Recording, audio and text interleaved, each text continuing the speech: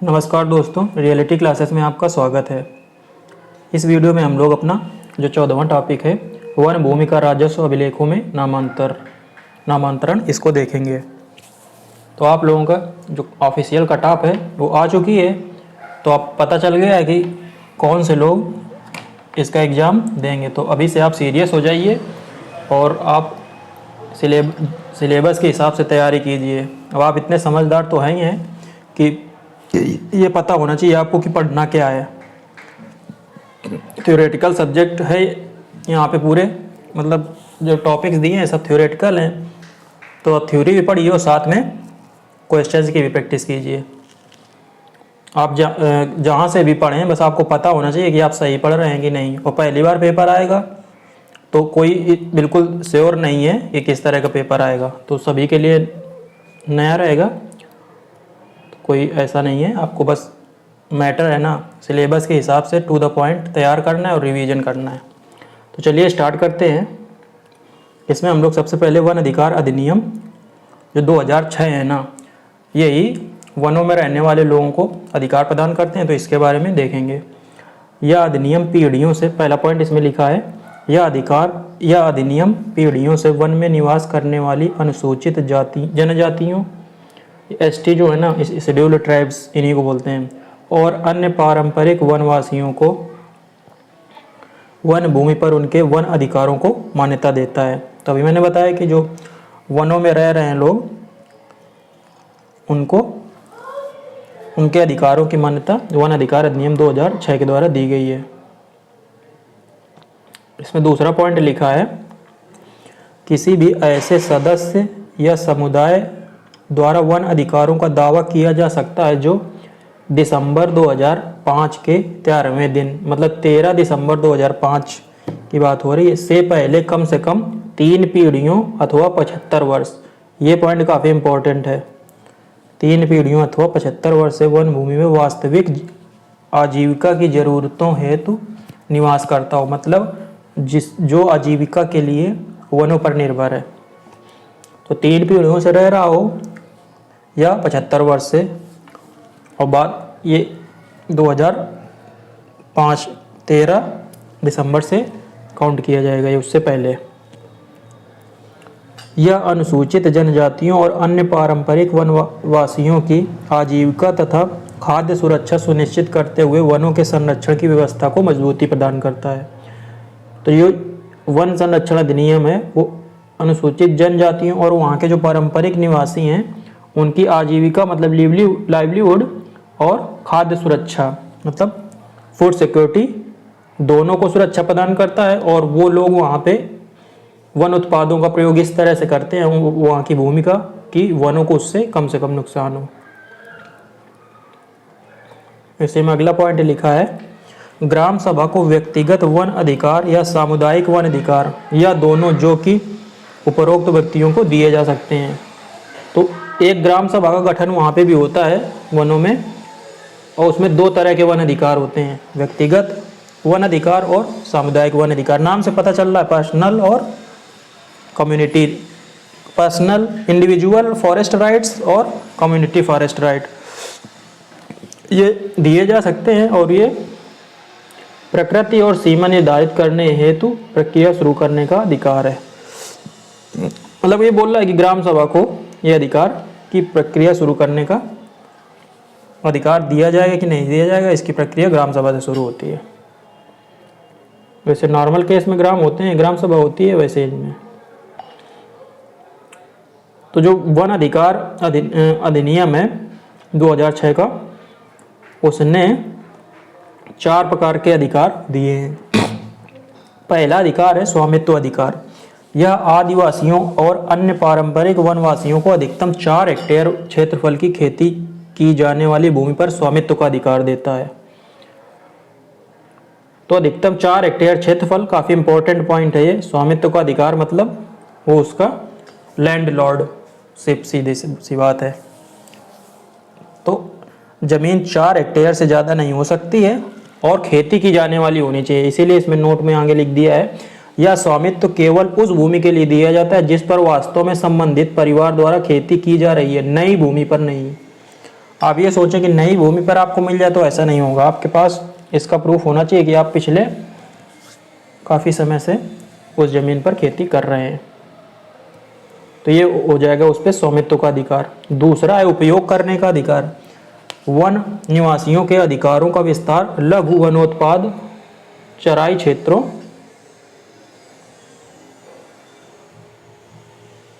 आदि पर है। तो जो वन निवासी है ना, उनका अधिकार लघु वन उत्पाद में क्या आ जाते हैं? अब पेड़ पौधों के जो फल फूल होते हैं ना, पत्तियां जिनका आप यूज कर सकते हैं, तो ये लघु वन उत्पाद में आते हैं। और चराई क्षेत्र कि कुछ एरिया में आप चराई भी कर सकते हैं, मतलब पशुओं को चरागाह के रूप में भी यूज कर सकते हैं। तीसरा है राहत और विकास से संबंधित अधिकार। वन संरक्षण के लिए प्रतिबंधों के अधीन अवैध बेदखली या जबरन विस्थापन और बुनियादी सुविधाओं के मामले में पुनर्वास का अधिकार शामिल है। कि आपको यदि कहीं पे विस्थापित किया जा रहा है तो आपको मतलब वहाँ के निवासियों को पुनर्वास मतलब दूसरी जगह बसने का अधिकार मिला है। और चौथा है वन प्रबंधन अधिकार। वन प्रबंधन अधिकार का समझ में आ रहा है, वन मैनेजमेंट मतलब मेनली जो फॉरेस्ट कम्युनिटी होती हैं वही वन का मैनेजमेंट करती हैं, गवर्नमेंट को हेल्प करती हैं क्योंकि उनको उनके बारे में, जंगलों के बारे में अच्छी जानकारी रहती है। इसमें किसी भी सामुदायिक वन संसाधन की रक्षा, पुनः उत्थान या संरक्षण या प्रबंधन का अधिकार शामिल है, जिसे वन निवासियों द्वारा स्थायी उपयोग के लिए पारंपरिक रूप से संरक्षित एवं सुरक्षित किया गया है। वही बात यहाँ पे लिखी है कि वहाँ पे जो लोग रह रहे हैं वो वहाँ उनका यूज भी करते हैं और सुरक्षा भी उनको करते हैं, और इस तरह से उनका यूज करते हैं वन संसाधनों का कि जो वन है ना वो काफ़ी लंबे समय तक अपना कार्य करते रहें, मतलब वनों का नुकसान ना हो। अब हम लोग यहाँ पे देखेंगे डिजिटल भूमि रिकॉर्ड हेतु भारत की पहले, मतलब जो भूमि रिकॉर्ड है ना उसको अब डिजिटल किया जा रहा है। सभी केस के भूमि रिकॉर्ड इसमें शामिल हो जाएंगे, किसी भी तरह की भूमि होगी। तो इसमें सबसे पहला तो आता है स्वामित्व। इसके बारे में आप लोगों ने सुना भी होगा। स्वामित्व स्कीम है ना, ये लेखपाल के सिलेबस में भी थी। यह ड्रोन तकनीक और continuously operating reference station, CORS बोलते हैं इसको, का उपयोग करके ग्रामीण आबादी वाले क्षेत्रों में भूमि मानचित्रण की एक योजना है। सीधी सी बात है, ड्रोन के द्वारा मानचित्र बनाए जाएंगे भूमि का। और इसमें लिखा है कि वर्ष 2020 से 2024 तक 4 वर्षों में चरणबद्ध तरीके से देश भर में ये मानचित्रण किया जाएगा। ये पॉइंट काफ़ी इम्पोर्टेंट है। 2020 से इसको शुरू किया गया था और 2024 तक 4 साल में ये कंप्लीट किया जाएगा। दूसरा है परिवेश पोर्टल। परिवेश एक वेब आधारित एप्लीकेशन है जिसे केंद्र, राज्य और जिला स्तर के अधिकारियों से पर्यावरण, वन, वन्यजीव और तटीय विनियमन क्षेत्र मतलब कोस्टल रेगुलेशन जोन, CRZ बोलते हैं शॉर्ट में, की मंजूरी प्राप्त करने के लिए प्रस्तावकों द्वारा दिए गए प्रस्तावों की ऑनलाइन प्रस्तुति और निगरानी हेतु विस्तृत किया गया है। तो जो परिवेश पोर्टल है ना, ये स्पेशली इनके लिए है, पर्यावरण, वन तथा वन्यजीव और तटीय विनियमन क्षेत्र। तो परिवेश पोर्टल इस आधार पे जो हम लोग टॉपिक पढ़ रहे हैं उसके लिए काफ़ी इम्पोर्टेंट है कि परिवेश पोर्टल में ये वन और आ गए ना, तो इसका लिखा है कि ऑनलाइन प्रस्तुति और निगरानी हेतु विकसित किया गया है। तीसरा है भूमि संवाद। भूमि संवाद डिजिटल इंडिया लैंड रिकॉर्ड आधुनिकीकरण कार्यक्रम, इंग्लिश में बोलते हैं नेशनल वर्कशॉप ऑन, इस पूरे का है इंग्लिश ही है, national workshop on digital India land record modernisation programme, short में बोलते हैं DILRMP, पर एक राष्ट्रीय कार्यशाला मतलब वर्कशॉप है। वर्कशॉप के हिंदी में कार्यशाला बोलते हैं। इसमें के बारे में अगले पैसेज में लिखा हुआ है कि ये क्या है। यह देश भर में एक उपयुक्त एकीकृत भूमि सूचना प्रबंधन प्रणाली मतलब integrated land information management system ILIMS बोलते हैं शॉर्ट में, विकसित करने के लिए विभिन्न राज्यों में भूमि अभिलेखों के क्षेत्र में मौजूद समानताओं को स्थापित करने का प्रयास करता है, जिस पर विभिन्न राज्य विशिष्ट आवश्यकताओं को भी जोड़ सकते हैं, जैसा कि वे प्रासंगिक और उपयुक्त समझ सकते हैं। तो एक एकीकृत लैंड इंफॉर्मेशन मैनेजमेंट सिस्टम है।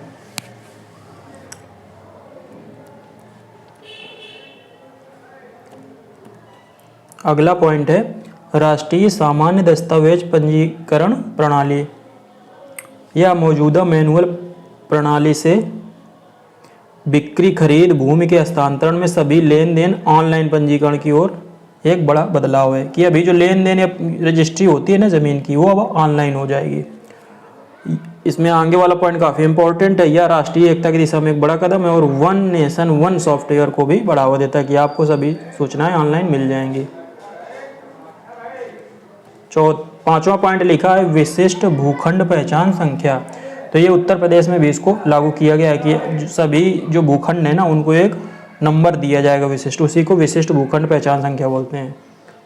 Unique land property identification number ULPIN को भूमि की आधार संख्या इसको भी बोला जाता है, भूमि की आधार संख्या के रूप में, कि जैसे इंसानों का आधार संख्या है ना, ऐसे भूमि को एक आधार संख्या मिलेगी जो यूनिक नंबर है। यह एक ऐसी संख्या है जो भूमि के उस प्रत्येक खंड की पहचान करेगी जिसका सर्वेक्षण हो चुका है, विशेष रूप से ग्रामीण भारत में जहां सामान्यतः भूमि अभिलेख काफ़ी पुराने एवं विवादित होते हैं। इससे भूमि संबंधी धोखाधड़ी पर रोक लगेगी। तो इससे जो फ़ायदा है वो ग्रामीण क्षेत्रों में तो ज़्यादा हो, क्योंकि शहरों में तो प्रॉपर्टी के तो पेपर जो है ना वो ऑनलाइन भी होते हैं, आप देख सकते हैं। और ये जो विशिष्ट भूखंड पहचान संख्या है ना, ये ग्रामीण एरिया अब उसमें वन भी शामिल है, तो उनके लिए भी स्पेशली उनके लिए फ़ायदेमंद होगी, क्योंकि वहाँ पे भूमि के जो रिकॉर्ड हैं वो काफ़ी पुराने हैं। और दूसरी बात, भूमि के से रिलेटेड जो धोखाधड़ी है वो काफ़ी ज़्यादा है। लास्ट में हम लोग एक टर्म इसमें और देखेंगे, भौगोलिक सूचना प्रणाली, GIS, इंग्लिश में geographical information system, geographical information system. ये एक वेब आधारित भौगोलिक सूचना तंत्र में वेब और अन्य परिसंचालनों का उपयोग कर स्थानिक जानकारी का अनुप्रयोग सूचनाओं को संसाधित एवं प्रसारित किया जाता है। तो सूचनाओं को इसमें इकट्ठा किया जाता है और दूसरी जगह भेजने के लिए इसका प्रयोग किया जाता है। यह उपयोगकर्ताओं के आंकड़ों के एकत्रीकरण, विश्लेषण और परिणाम एकत्र भी करता है, उनका विश्लेषण भी कर सकता है और परिणाम को एक से अधिक व्यक्तियों तक प्रसारित करने में मदद करता है तथा नीति निर्माताओं के लिए उपयुक्त आंकड़ों को उपलब्ध करने में मदद करता है। कि प्रॉपर्टी से रिलेटेड आपको कुछ भी डेटा है ना, इससे प्राप्त करने में आसानी होगी, कि जिससे यदि सरकार कोई योजना बनाती है ना तो यहाँ से रिकॉर्ड देख सकती है। इस GIS के बारे में कुछ पॉइंट और लिखे हैं। GIS ऐसी किसी भी जानकारी का उपयोग कर सकता है जिसमें स्थान शामिल है। तो जियोग्राफिकल इंफॉर्मेशन सिस्टम लिखा है तो सीधी सी बात है कि कुछ स्पेस तो शामिल होना चाहिए, उसके लिए है ये। स्थान को कई अलग अलग तरीकों से व्यक्त किया जा सकता है, जैसे अक्षांश और देशांतर, पता या जिप कोड। अगला पॉइंट इसमें लिखा है कि GIS में लोगों से संबंधित आंकड़े जैसे जनसंख्या, आय, शिक्षा का स्तर आदि डेटा शामिल हो सकता है। तो इसमें जमीन के माप तो होगी, उससे किसका ऑनर कौन है और उस गांव की जनसंख्या क्या है, उस ऑनर की आय और शिक्षा, मतलब इंटीग्रेटेड किया गया है सभी जानकारी को। इसमें कारखाने, खेतों, स्कूलों, तूफानों, सड़कों, विद्युत लाइनों आदि के संबंध में जानकारी मिल सकती है। ये हो गया GIS। अब अगला पॉइंट देखते हैं। अगला पॉइंट लिखा है केंद्र सरकार ने नवंबर 2022 में सभी राज्यों को राजस्व और वन अभिलेखों में बंदोबस्त अधिकार दर्ज करने का निर्देश दिया है। तो ये नवंबर 2022 की बात है कि केंद्र सरकार ने राज्यों को राजस्व और वन अभिलेखों में बंदोबस्त अधिकार दर्ज करने का निर्देश दिया है। राजस्व और वन विभागों को वन अधिकार अधिनियम 2006 के तहत समुदायों को दी गई वन भूमि का अंतिम नक्शा तैयार करने के लिए कहा गया है। तो ये इसलिए इम्पोर्टेंट है क्योंकि अब गवर्नमेंट ने ग्रामीण क्षेत्रों और वनों में जो लोग रह रहे हैं ना, उनके जो रिकॉर्ड्स हैं ना वो उतने क्लियर नहीं है, तो उनको अंतिम नक्शा उनका तैयार करने के लिए अभी नवंबर 2022 वही लेटेस्ट बात है ये, इसमें केंद्र सरकार ने सभी राज्यों को बोला है कि आप नक्शा तैयार कीजिए। तो ये ग्रामीण क्षेत्रों और जो वन समुदाय है ना उनके लिए स्पेशली फ़ायदेमंद होगा। क्या लिखा है अगला पॉइंट, वन अधिकार अधिनियम के तहत अधिकारों के रिकॉर्ड पर डिजिटल जानकारी को, ब्रैकेट में लिखा है कि जानकारी है ना एक कानूनी दस्तावेज जो भूमि और उसके मालिक के बारे में उन्हें देता है को परिवेश पोर्टल, अभी मैंने परिवेश पोर्टल ऊपर बताया, और केंद्रीय तथा राज्य सरकार के विभागों के अन्य वेब भौगोलिक सूचना प्रणाली GIS प्लेटफॉर्मों में एकीकृत किया जाएगा। कि जो वन अधिकार अधिनियम है ना इसके जो रिकॉर्ड हैं उनको परिवेश पोर्टल तथा GIS के साथ इंटीग्रेट करके केंद्र और राज्य सरकारें उसको कभी भी उसको मतलब देख सकती हैं, जिससे विभिन्न योजनाओं को बनाने में डेटा यहाँ पे उपलब्ध रहेगा। अगला पॉइंट है, यह अधिकारों के निपटान और मालिकाना हक जारी करने की प्रक्रिया पूरी होने के बाद किया जाएगा। मतलब इंटीग्रेट तो तब करोगे जब अधिकारों का निपटान और मालिकाना हक जारी हो जाएगा। मानचित्र को अभी गांव में ना खेतों की तो डेटा मतलब काफ़ी लोगों के अवेलेबल हो गए, लेकिन घरों का तो कुछ हुआ है, डॉक्यूमेंट्स ही नहीं होते हैं। बस घर में ऐसा है कि यहाँ पे रह रहे हैं 2-3 पीढ़ियों से, या यहाँ पे कब्जा किए हुए ज़मीन में तो ये निकी है, बाकी लोगों के पास घरों का डेटा नहीं है, मतलब कोई रिकॉर्ड दिखाने के नहीं है कि ये हमारा है। तो उसके लिए ये काफ़ी मददगार होंगे। लिखा है मानचित्र को संबंधित राज्य कानूनों के तहत भूमि अभिलेखों में शामिल किया जाना चाहिए। कि जो ये नक्शा तैयार किया जाएगा इसको राज्य कानूनों के तहत भूमि अभिलेखों में शामिल किया जाएगा। अभी जो आपका टॉपिक है ना उसमें यही लिखा है कि जो वन भूमि है ना उसका म्यूटेशन कैसे किया जाए रेवेन्यू जो रिकॉर्ड्स हैं उसमें। तो उसी के लिए लिखा है कि मानचित्र जो बनाया जाएगा उसको शामिल किया जाएगा राज्यों के जो भूमि अभिलेख हैं उसमें। अब इससे देखते हैं लाभ क्या होते हैं। 2 इसमें लाभ दिए गए हैं, इसी के साथ ये टॉपिक खत्म हो जाएगा। पहला लिखा है FRA मतलब फॉरेस्ट राइट एक्ट के डेटा के अनुसार भूमि रिकॉर्ड आदिवासियों और अधिकारियों के बीच संघर्ष को समाप्त करता है। अब ये कैसे करता है कि कभी कभी FRA के तहत आवंटित भूमि का टुकड़ा वनीकरण के लिए उपयोग किया जाता है, जिससे दोनों पक्षों के लिए बहुत सारी समस्याएं उत्पन्न हो जाती हैं। कि FRA एक्ट में जो भूमि प्रदान की गई है ना उसको कई बार वनीकरण के लिए यूज कर दी के लिए बोला जाता है, तो जो वहाँ के लोग हैं ना उनके पास अभी कोई स्पेसिफिक ऐसा है नहीं है पेपर कि वो बता दें कि नहीं ये हमारी ज़मीन है। तो इससे प्रॉब्लम्स हो जाती हैं कि अब उनकी ज़मीन चली जाती है, तो जो फॉरेस्ट डिपार्टमेंट है और जो वहाँ के लोकल कम्युनिटी है ना उनके बीच प्रॉब्लम्स आ जाती हैं। दूसरा पॉइंट लिखा है FRA के तहत record of rights ROR short में बोलते हैं का भू संदर्भ राज्यों के लोगों के लिए फ़ायदेमंद होगा। रिकॉर्ड ऑफ राइट का मतलब अधिकारों का अभिलेख, अधिकार अभिलेख। अब अधिकार अभिलेख आपको मिल जाएगा FRA के जो डॉक्यूमेंट्स हैं उससे। FRA के बाद अब नक्शा भी तैयार किया जाएगा उससे, क्योंकि वन और आदिवासी कल्याण विभाग FRA शीर्षक धारकों की आजीविका में सुधार के लिए विशिष्ट परियोजनाओं को शुरू करने में सक्षम होंगे। अब आप गवर्नमेंट के पास ये रिकॉर्ड होगा तो जो FRA धारक FRA के अंतर्गत जिन लोगों को ज़मीन दी गई है उनके लिए ज़मीन दी गई या बाकी सुविधाएं दी गई हैं उनके लिए विशिष्ट योजनाएं यदि शुरू की जाती हैं ना उसको शुरू करने में और इम्प्लीमेंट करने में आसानी होगी। तो ये हो गया आपका टॉपिक 14। काफ़ी छोटा टॉपिक था। उम्मीद है आप लोगों को जो लेक्चर है वो अच्छा लगा होगा। चलिए मिलते हैं अगले वीडियो में, तब तक के लिए नमस्कार, धन्यवाद।